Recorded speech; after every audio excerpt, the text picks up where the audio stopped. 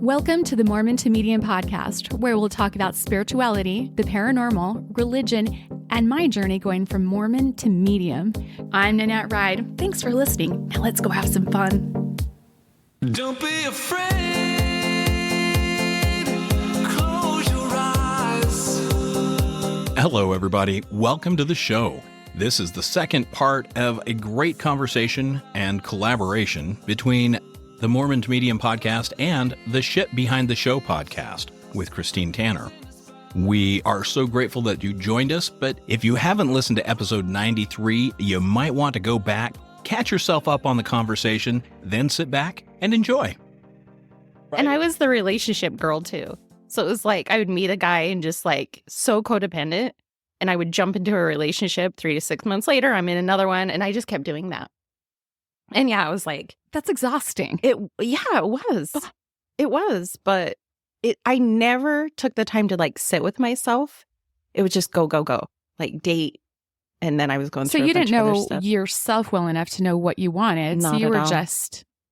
you were just keeping busy. Yep. I call it putting a Band-Aid on it, right? Yeah. The dating and just busy all the time. I would work Saturdays and Sundays. I would go into work alone and watch football just to occupy my mind. Wow. Like I just never stopped. And as you know, like I was going through a ton, still going through divorce stuff. Like I was a shit show. I was seriously just a mess. But how many people do that when they don't want to sit in their shit and they don't want to feel it? So they just go 1,000 miles an hour all the time. So yeah, it's a diversion from having to have to do their own work. Yeah. So many people walk around doing that all the time. Yeah. And that's why I started a show. But let's go back to you guys. So speaking of when we first met and stuff, first of all, Brad came in to work, and it was like, what cartoon character is that on Looney Tunes? Was it the skunk with the hearts and the ice? I swear that's what it was like. And he was just Twitter-pated. Oh and gosh. You guys have the cutest story of like where you came from and how you evolved together with two different traumatic experiences, like divorce and being widowed. Mm-hmm. And you guys have the most amazing marriage and friendship. I'm so jealous of you guys. Don't be jealous. I love you, but I'm jealous. No. I think the key that you just hit on is friendship, because we became friends far before anything else happened. Mm-hmm. And I think that was the most important step that we took. But yeah, you're right. Nan definitely stalked me for a while. She told me He about tells it. everybody that. You don't take hints, Brad. He's oblivious. Apparently. Freaking oblivious. So my husband was murdered in January of 2014. And all of the pomp and circumstance and all of the public everything happening, I feel like I was on a really fast merry-go-round that just never stopped. Yeah. I could never get off of it. And so many people were just like biting at me and wanting more information or a piece of action or whatever. So he waited until August, and then he reached out to me on Messenger, and he said, I just want to give you my condolences and give you some of my memories of Corey. I used to work with him and train dogs with him. And literally, he gave me literal memories that were tangible. And I just sat there and sobbed because I had heard so many times, I'm so sorry for your loss, and it's like, that doesn't mean anything. Don't tell me that. I know you feel bad, but tell me you feel bad and just hug me. But don't say, I feel so sorry for your loss, and walk away, because it's like, okay, thanks. I think like, I don't even know, that leaves me empty, but tangible memories were like, they were like a balm for my soul, And so I looked him up on Facebook because I didn't know anything about him. I was like, oh, he's so handsome and he's bald. And I've always had this fantasy about a bald guy. So my husband, who was killed, full head of hair, like you're looking GQ hair and pretty Corey boy. had great hair. He had great hair. Pretty boy, like literally. And he was like youthful all the time. It made me sick. Like just never would age. But I always wanted a guy that was bigger than me, but I never said it. Never said it. Always wanted a bald guy. Yeah, I always wanted a guy that was bigger energy. And Corey was more blend into the wall, don't pay attention to me type of person. He was my exact same height. Our hands were the same size. Our feet were the same size, like literally. And like I would tease him because he tried to pick me up and his legs would buckle. So like it's like, no, I wanted somebody that could move me around and like make me feel like I was skinny because I probably wasn't, and, like whatever. But so I'm looking at these pictures of him and he is with his kids. I'm like, he looks like a really good dad and like whatever. And so I just kind of would say stuff on his Facebook every once in a while. And so that was in August. So October, I told you she stalked me. I did. Yeah. Just to see what he looked like and what he was like, you know? We all do it. But he was the only person, literally the only person that gave me memories. And so in October, he had put a post up that said, even Hitler had a girlfriend. I was like, ooh, this means he doesn't have a girlfriend. Now we have to back up in my story a little bit because people will think, oh, she's a widow. Her husband was murdered in January. Now October, she wants to date. I had a gift from Corey. And a couple of days before he was killed, he was pacing in our bedroom and he was sobbing. Like his royal blue eyes were just full of tears and he was just sobbing and he pulled his baby fine hair and pulled it out. And I'm like, what is wrong? And he said, Nan, something is so wrong right here. And he touched his heart. And I'm like, what do you mean? Is it money? Is it the kids? Like, what's wrong? And he sat on the end of the bed and just sobbed for a minute. And he looked up at me and he says, I just need to spend time with you. I was like, okay, awesome. Neither one of us have to go to, this is Monday. Neither one of us have to go to work until Thursday. And so let's spend time together. This will be awesome. I'll date you. Like, awesome. We'll spend this time together. But he kept crying and he kept sobbing. And he came over to me and he grabbed hold of my shoulders and he said, Nan, when I die, I need you to promise me that you will fall in love and that you'll move forward. You don't do well alone. And I was like, fuck you.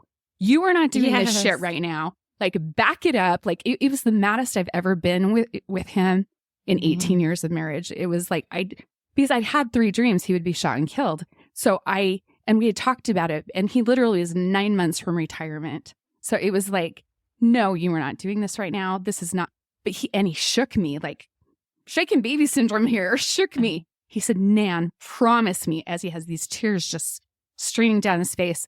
I said, okay, fine. Can we just stop talking about this? But he said when, not if. No, yeah, he said when I die, not if. He said when. And so I think he had the heads up on Monday, and on Thursday is when he was murdered. So it was such a gift, but such a hard time when it happened. So that is why I moved ahead like I did, because it was like, yeah, I'm not doing good by myself here. And I'm literally drowning and I don't want to be in this space. I need someone where I can feel safe again because my safe was murdered that day and my world is shattered. And so that's why I started to talk to him. And I was like, he felt safe.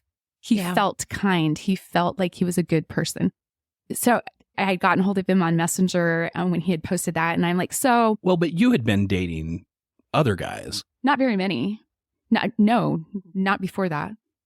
No, I started dating really heavy from October to April. Gotcha. Really heavy between there. Because I was just like, fuck it, he's not listening to me, so I'll just go do something else. He's not picking up when I'm putting down. No, I was legit like, so you don't have a girlfriend? No, I don't have a girlfriend. I'm like, so what kind of girls are you into? And he goes, well, I've never dated a blonde, so probably not a blonde. I was like, fuck.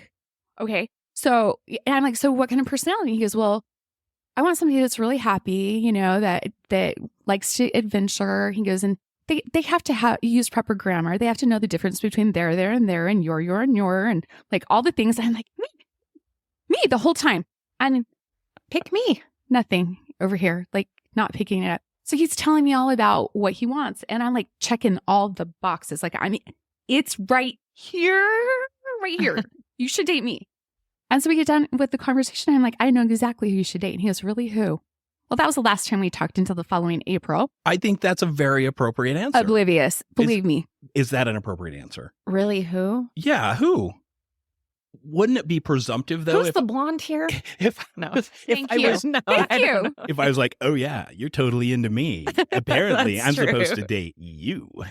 Right? That would be like if you were suave, you would be like, so do you check any of those boxes? But I'm not. But I'm not Rico Suave. Who do you think I should date, man? I don't yeah, know. Yeah, I would have asked, oh, yeah, tell me more. Okay. Right? But I no, would've- it, yeah. it literally, like, conversation ended right there. I didn't talk to him again. I was just I like, watched oh, him she's and got a. I saw that he like traveled, and at one point he had to travel and go to a laundromat because he got stuck traveling and had to rewash his clothes. I'm like, oh yeah, I don't want to date anybody that travels like that. That's not for me. That was a horrible Chicago trip. Yeah. Yeah, you traveled a lot. I did. Yeah. I still do. He still does. Yeah.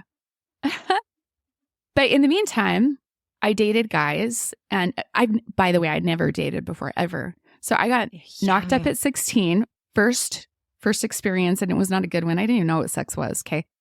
So knocked up at 16, married for 10 years, super abusive, got divorced, went to my friend's house and I was hanging out with her and her boyfriend.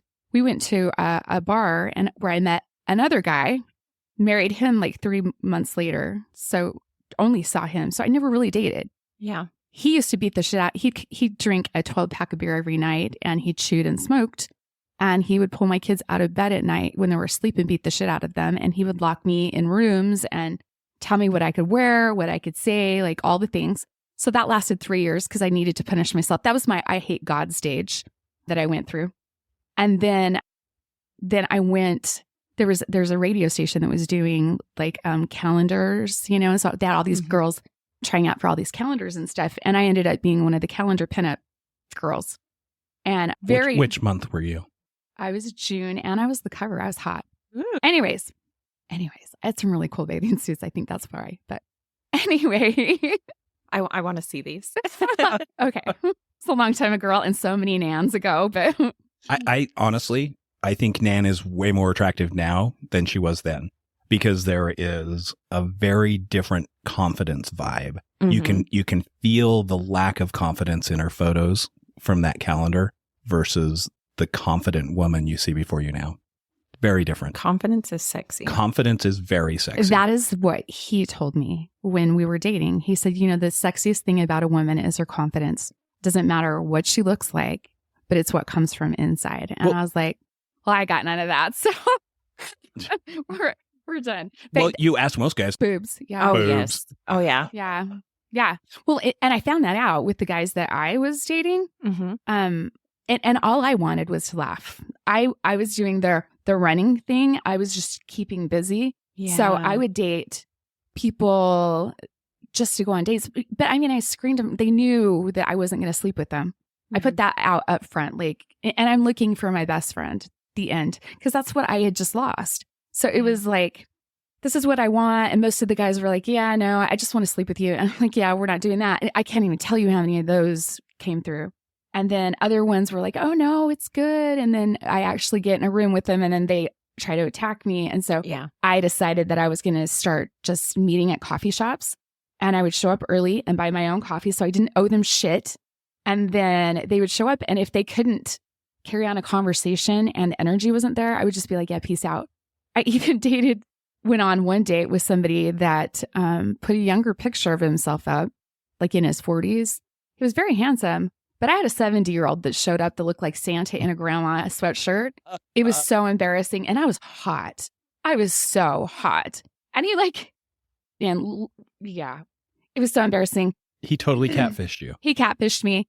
And even the person at the Chipotle saw me sitting with him being very, because I'm a kind person. And at this point, I'm kind, but I don't know how to use it as a power. I kind of let people walk all over me a lot. Nice. Yeah. It wasn't a power yet. Yeah. I was learning. But even the guy that brought me my food, he goes, are you okay? Like, do you want me to sit here with you? Do you need to go to your car? I'm like, no, I think I'm okay. We ended up just being friends and just kind of went our way. And I'm like, you do not look like your picture, like not cool. You're a nice person, but don't do shit like that to people. That's not cool, type of thing. Then I had other people like that Justin guy, Swinger City. Like, and I was like, seriously? Swingers? There are swingers. I thought that was like a 1960s thing. Like I'm so naive and so innocent, like literally so in the Mormon box and so like, Yeah. Like I had no idea it was a thing. Yeah. Yeah. This is completely taken aback. And then I just laughed and I'm like, ew, no. Yeah. Ew. just can't even wrap my head around that. So had people like that. And then I actually dated someone that was 36. So my second kid down, same age is my second kid down. He was so fun. He made me laugh. We went on horseback rides. But the problem is that he had little tiny kids and he had 3 6-year-olds that were still in pull-ups. And I was like, I love them and you're awesome. And I'm having so much fun, but I'm done raising kids. Yeah. So I had to break that off. And I mean, he'd even introduced me to his parents. Wow. Like, it was, awkward. But I learned a lot about myself. I learned a lot about myself during all of that because I started to make my list with the universe. And I was like, okay, number 1, they have to be my best friend. Number 2, they have to make me laugh. Number 3, they have to challenge my mind. Because I dated guys my age and they're like, you're exhausting. I'm like, and you're boring. I was just going to say boring. Yeah. And so I was like, I want to go have adventures. I want to see the world. Like, all I've done is raised kids. Yeah. Like, and don't get me wrong, my kids are awesome and they have been my greatest work. But I needed to find me and I needed to explore and find out what this girl's like because I've never had the chance, And so they weren't for me. So when this came along, so I'm 7 years older than Brad. And she's a cougar. I'm a cougar. Yeah. But he literally could keep up with me in every way, shape, and form. Like, and then the numbers didn't matter anymore, you know? So it was like, and then he became my best friend, like, very quick. It was like our souls knew each other. And strangely enough, we lived in the same city for all of these years and never ran into each other. We went to the same grocery stores, same schools, all the things. Well, there was one time that we could put together that we had actually seen each other. Yeah. And that was at a SWAT training. And at the end of it, they had this big Dutch oven barbecue, and Nan had brought food and was helping serve because it was a Utah County SWAT thing. And Corey was part of Utah County SWAT. But I remember seeing her at that SWAT dinner. And I remember seeing him. Awesome. And what's funny is I asked the people that I was with, I was like, dang, who is that? Because he was just yummy. Like, his energy is just yummy, and those big lips. And it's like, dang, I'm not dead. Like, I can see a good looking man and be like, I mean, I'm completely devoted to Corey, but God, like, ouch. Like, you know what I mean? Like Lenny and Squid, you get, that's how I felt. But it was just, that's Z. And, he's with the state and trains a dog, like, blah, blah, blah. Yeah, he's a trooper. He's a trooper. Yeah. But he did the same thing. He was like, who's that? And they were like, oh, that's Ride's wife. And he's like, dang. Like, who's the blonde with the big boobs? Stop. Of course, I know that's what you said. It is. He's a boob dude. That's what he said. Yeah, it is. Because we both appreciate nice boobs. So Who doesn't? that's why we're friends. I mean, I make fun of that earlier, but, boobs are boobs. It's so fun when he's on a conference call and I flash him. Oh my gosh, it's hard to keep a straight He can't face. even keep a straight face. And that's awesome. But there was even chemistry just then, and we were with different spouses. Uh-huh. But to be in the same little town like that and never run into each other ever again, Right. I think it was the universe's way of being like, you don't want to hurt people. This needs to come in the right timing. Mm-hmm. So at my husband's funeral, I didn't know this until after we were together. He has a video of me walking behind the casket, and he was literally less than 75 feet away from me during the funeral. It sounds creepy when you say it like that. Yeah. Who's stalking who? Right? Thank you. I had a video of the funeral when they were bringing the casket out. Well, okay, but there's like 40,000 people at this funeral, right? So it's the McKay Event Center, and we're down on the floor and the casket's right there. And Brad is literally off to the side videotaping that. It's almost like he's been this guardian this whole time, just at a distance, And I saw it and I cried. I was like, you were right there. When my world was shattered, you were right there. That's so cool. I love your story. I think it's great. We've been together ever since. Well, sort of. April, he asked me on our first date. Best date ever. Finally. Yeah, it was 2 days before my birthday. And we went to the Tulip Festival in Thanksgiving Point and rode segways. I even got acrobatic with the Segway. Yeah, segways are not made to jump, just so you know that. They're supposed to keep the wheels I on learned the this ground. from Nan. Yeah. Thanks for the warning, because I don't dare get on one because I'm so clumsy. That's the first. Hey, Tinder Tanner doesn't exist anymore. Thanks. She is wearing Oh, heels, shit. so I'm going to hand her that. I'm sorry I went there. I am not surprised. I am not surprised. Nor am I upset. Thank- Now I'm just going to be like, Brad, it's up to you to find your clone for me. Thanks. Gotcha. I'll no work pressure. on that. If any of you guys out there are single, attractive, and amazing, Christine is You have to know the difference between there, and there, and your, and your. Yes. Yes. Actually be funny And be funny, yes. and be sexy too. And pick up on my sarcasm. Yeah. yeah. Sarcasm is important. Yeah. Yeah. And I'll be nice. Well, and have done your work. Okay. Yes. 2 Have feet done are your really work. important.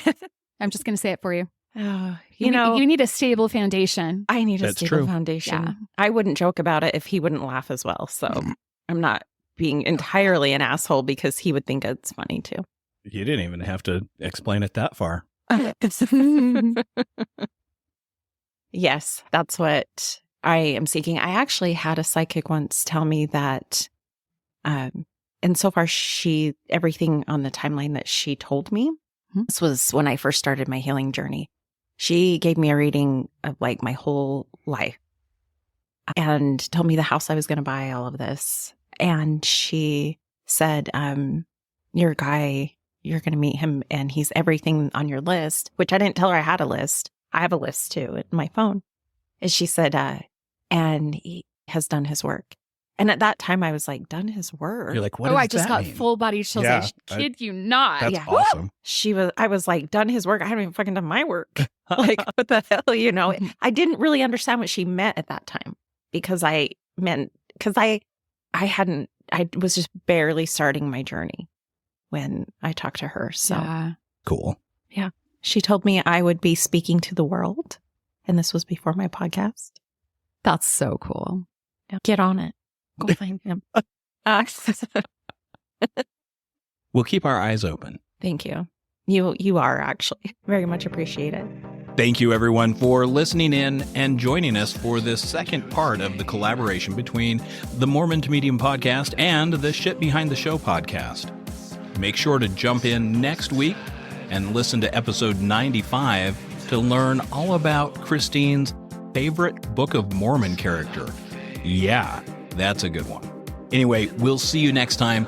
Until then, we'll see you on the other side of the veil.